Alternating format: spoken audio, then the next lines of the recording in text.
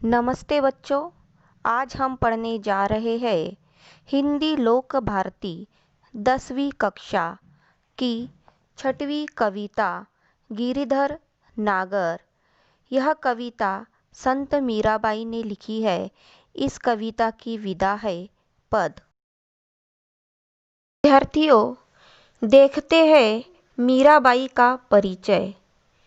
मीराबाई का जन्म ईस्वी सन 1516 में जोधपुर, राजस्थान में हुआ। उनकी मृत्यु ईस्वी सन 1546 में द्वारिका, गुजरात में हुई। मीराबाई एक संत कवि और गायक थी। उनका नाम भक्ति धारा के मुख्य संत भक्तों में आता है। मीराबाई का जन्म राजस्थान के जोधपुर में हुआ।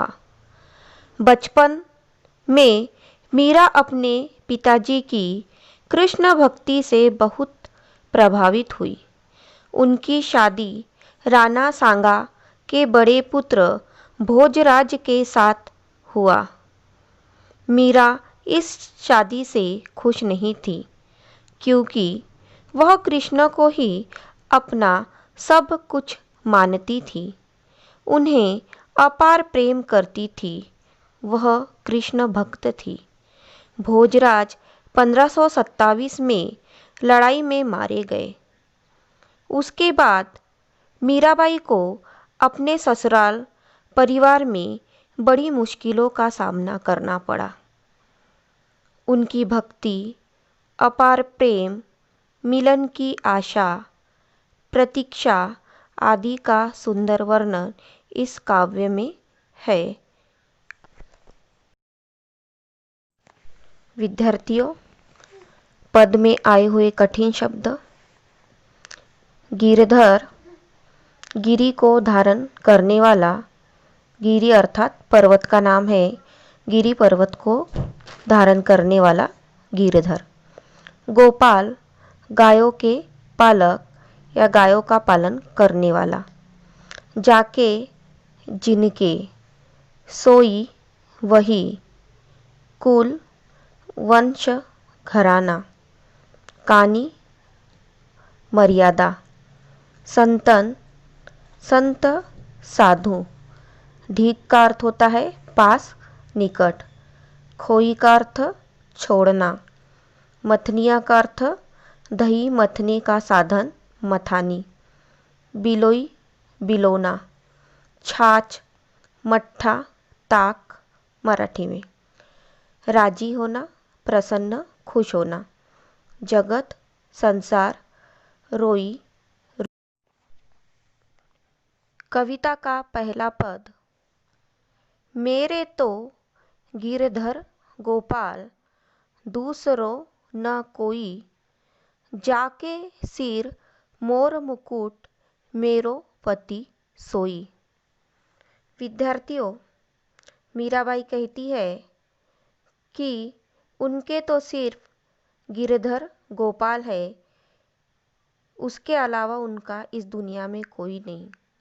गिरधर अर्थात गिरी पर्वत को धारण करने वाला। गोपाल अर्थात गायों का पालन करने वाला। तो मीराबाई कहती है कि इस दुनिया में मेरे तो श्री कृष्ण ही सब कुछ है। वही मेरे गिरधर गोपाल है। उनके अलावा इस दुनिया में मेरा कोई भी दूसरा नहीं है। जाके सिर मोर मुकुट, मेरो पति सोई। जिनके सिर पर मोर का मुकुट लगा हुआ है, वही मेरे पति है, ऐसा मीराबाई का मानना है। दूसरा पद। छाड़ी दई कुल की कानी, कहा करिए कोई। सनतन ढीग बैठी बैठी, लोक लाज खोई। मीराबाई कहती है, श्री कृष्ण के लिए उन्होंने कुल की मर्यादा छोड़ दी है, अपने गृह का त्याग किया। चाहे कोई उन्हें कुछ भी कहे, परंतु वह अपनी कृष्ण भक्ति कभी नहीं छोड़ेंगी। कृष्ण भक्ति के लिए मीराबाई ने संतों के साथ बैठ बैठकर कृष्ण भक्ति के भजन गाए। उन्होंने लोक लाज का त्याग किया। उनका कहना था कि चाहे लोग उन्हें कुछ भी कहे, परंतु वह अपनी कृष्ण भक्ति कभी भी नहीं छोड़ेंगी। तीसरा पद। असुवन जल सिंची सिंची प्रेम बेली बोई, अब तो बेल फैल गई आनंद फल होई। असुवन का अर्थ होता है आंसू, सिंची का अर्थ होता है सींचना, बेली का अर्थ होता है बेलना, बोई का अर्थ होता है लगाना। मीराबाई कहती है कि उन्होंने कृष्ण भक्ति का प्रेम रूपी जो पौधा है वो छोटे से बड़ा किया। अपने आंसुओं के जल के द्वारा उस प्रेम रूपी बेल को सींच सींच कर उन्होंने बड़ा किया। अब तो यह बेल इतनी बड़ी हो गई है, इतनी फैल गई है कि इसमें आनंद रूपी फल आने लगे हैं। अब इस बेल को तोड़ना बहुत मुश्किल है।